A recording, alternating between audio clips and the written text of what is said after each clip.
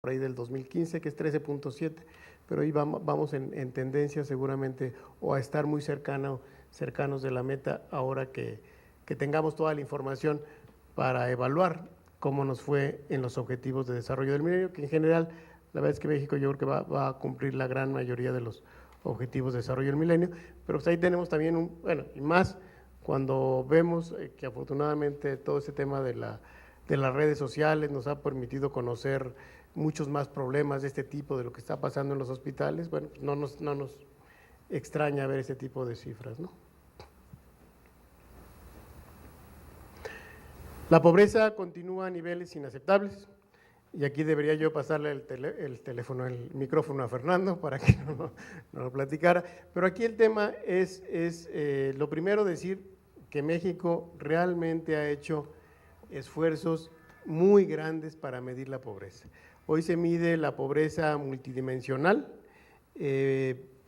México se ha convertido en un ejemplo en esta materia y un poco muchos países han seguido esta línea o quieren seguir esta línea, y Coneval siempre es puesto como un ejemplo, porque mide ya no solo la pobreza por el lado del ingreso, sino el rezago educativo, acceso a servicios de salud, acceso a seguridad social, calidad y espacios para la vivienda, servicios básicos para la vivienda y acceso a la alimentación. Pero además, México calcula la pobreza multidimensional para todas las entidades federativas de nuestro país con la misma metodología cada 2 años. Y para cada uno de los 2.457 municipios del país, con la misma metodología cada 5 años. El reto que eso significa en materia de generación de información es de veras brutal, y yo creo que ningún otro país del mundo hace de veras tantos esfuerzos por medir la pobreza como México. Bueno, estas son las láminas del Coneval. Repito, a mí creo que es muy interesante porque tradicionalmente, como se evaluaba la pobreza a nivel, nada más tomando en cuenta el nivel de ingreso, era muy limitado. Ahora creo que este tema multidimensional, yo creo que nos da más elementos para estudiar la pobreza, y las cifras que nos da Coneval son esas para la pobreza extrema.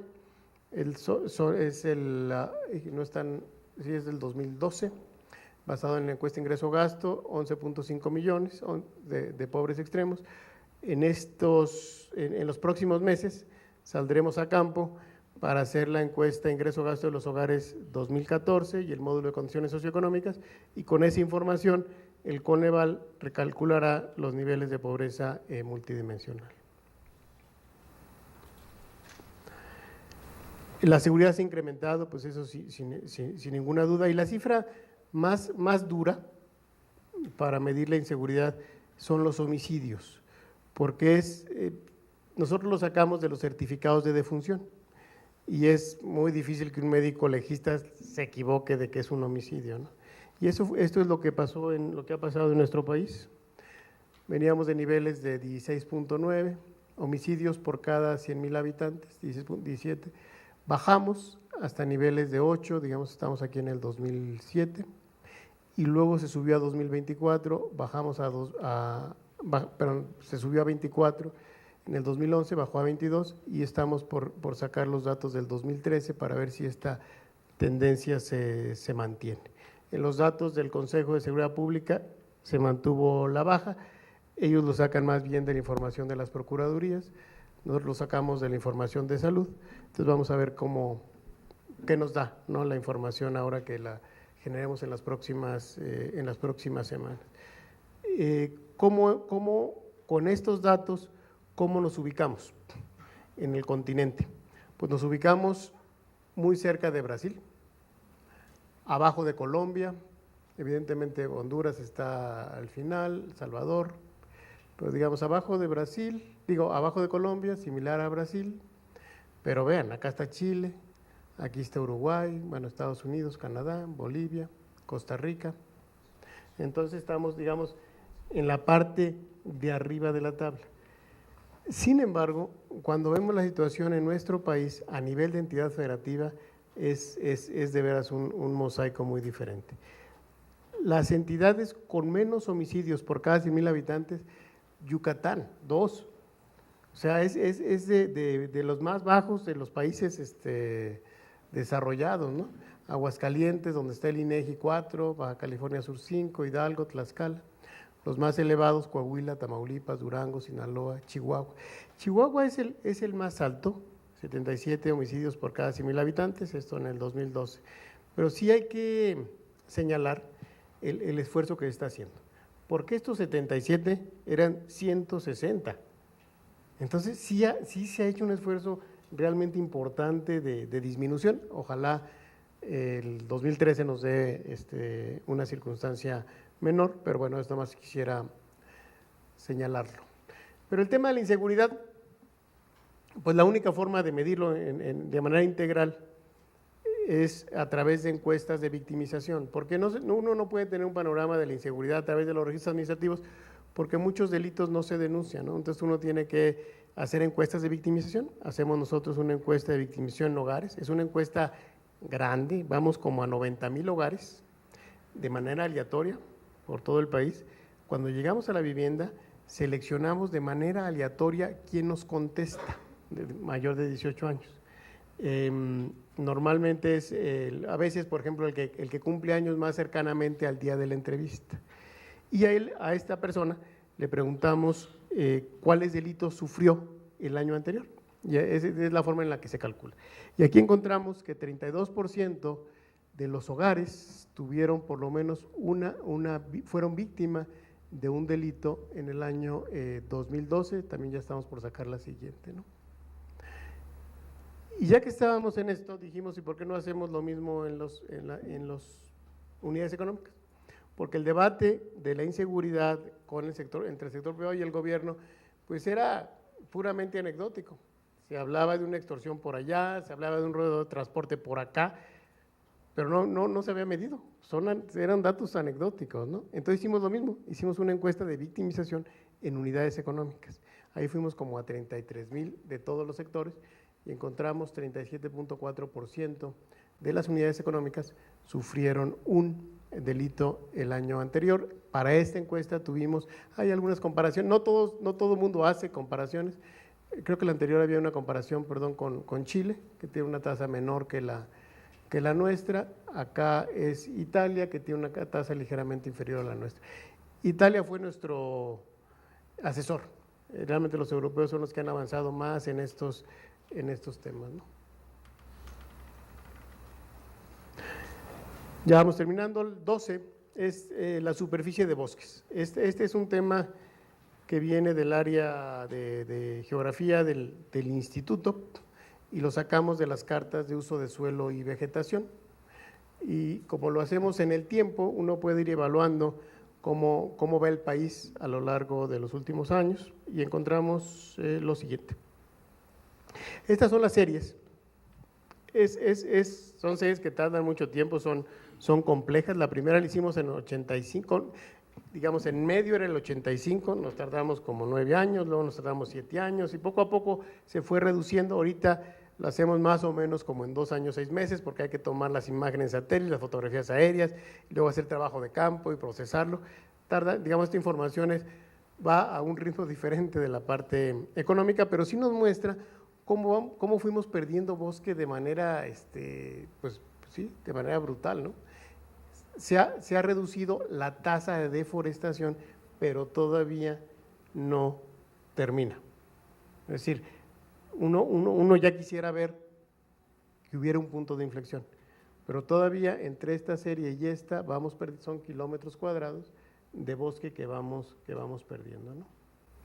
Se ha reducido la tasa, pero todavía tenemos ahí un gran desafío.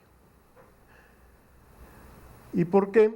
Pues en muy buena parte porque la superficie agrícola se ha incrementado. Desmontar el bosque para dedicarlo a la agricultura. Ahí está muy clara la superficie dedicada a la agricultura y la superficie dedicada al bosque. Por ahí de repente se escuchan algunas afirmaciones que tienen que ver con el desarrollo urbano, pero no es la razón fundamental. Sí hay algo, por supuesto, pero no es la razón fundamental. La razón fundamental tiene que ver con la agricultura. La tercera es un estudio que hicimos de la clase media. Este tema es complejo porque no hay una norma. ¿Cómo medir la clase media a nivel internacional? No hay una norma, no hay una definición. Pero salió un libro de dos investigadores, de Luis Rubio y Luis de la Calle, que se denominó México, país de clases medias. Entonces, de inmediato nos llamó la atención, ¿no? Bueno, pues ¿cómo lo midieron, no? Si no hay una definición de clases medias. Entonces nos metimos nosotros a hacer una investigación y a dejar que hablaran los datos. Imagínense que agarramos todos los hogares de la encuesta ingreso-gasto de los hogares por rubros de gasto y luego los metimos a un programa, hicimos clústeres y luego tratamos dentro de los clústeres ver si podíamos identificar cuáles eran de clase baja y cuáles de clase media y cuáles de clase alta.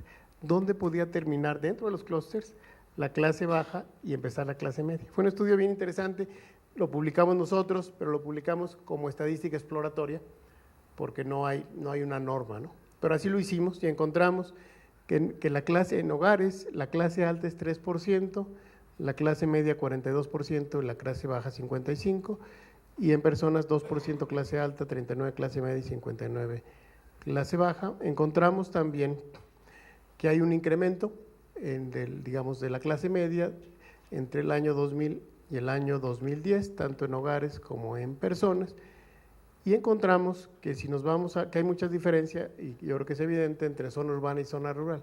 En hogares sí consideramos que, de acuerdo a esta investigación, que el 50.1% es clase media, pero en zonas rurales solo el 28%. Entonces, a donde se acercan los Luises, Luis Rubio y Luis de la Calle, yo creo que sería más bien en las zonas urbanas, ¿no? Y la última es México califica alto en satisfacción con la vida.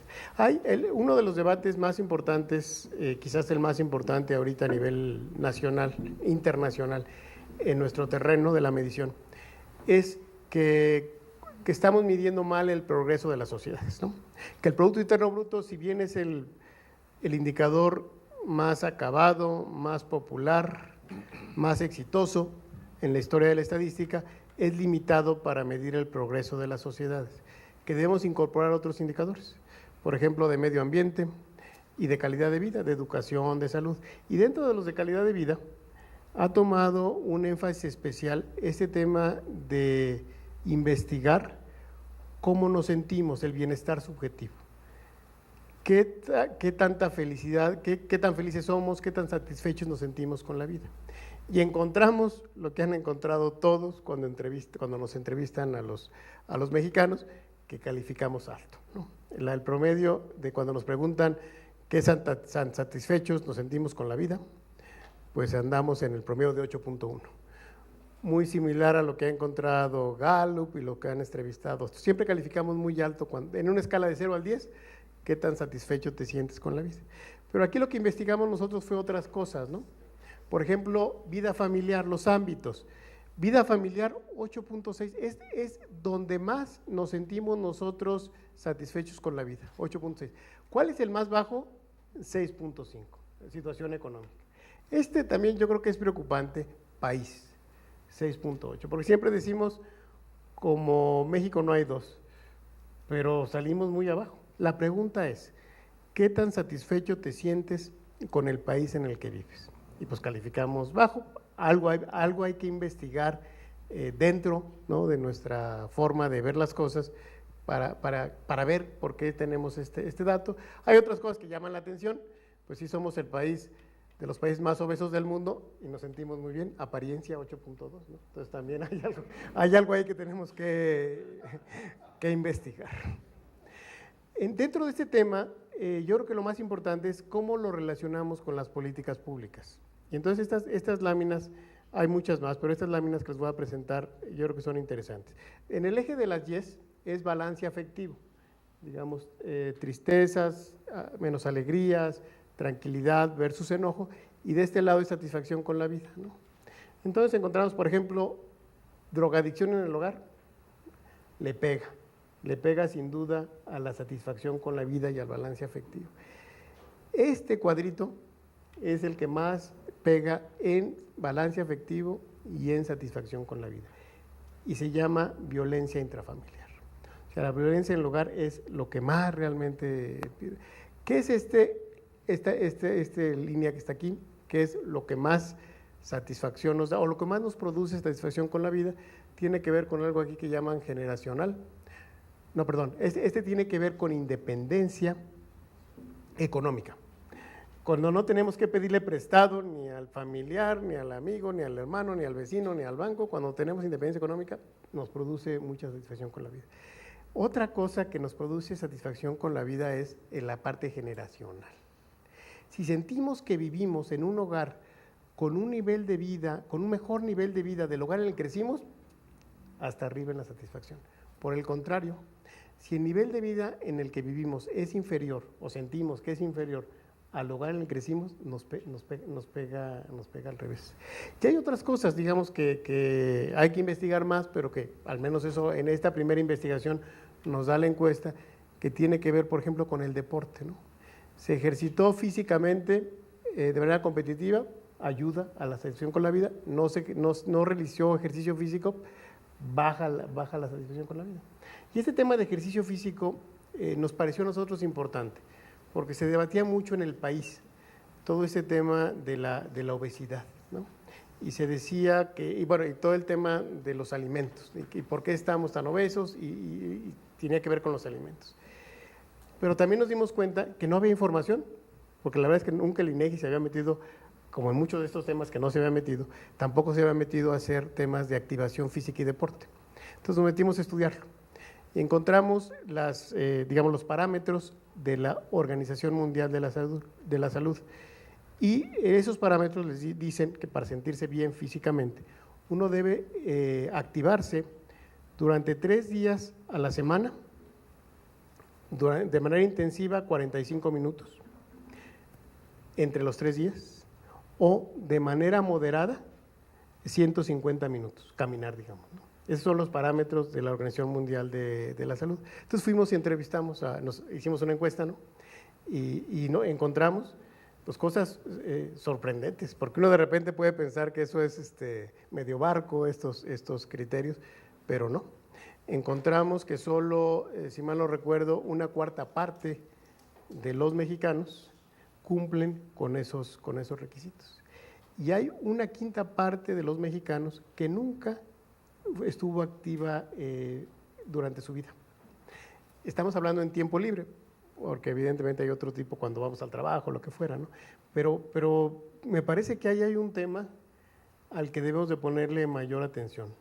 Yo creo que no nos estamos preparando, no nos estamos activando físicamente, no estamos haciendo el deporte que requerimos para sentirnos físicamente. Y ya no los aburro más. Muchísimas gracias por su atención.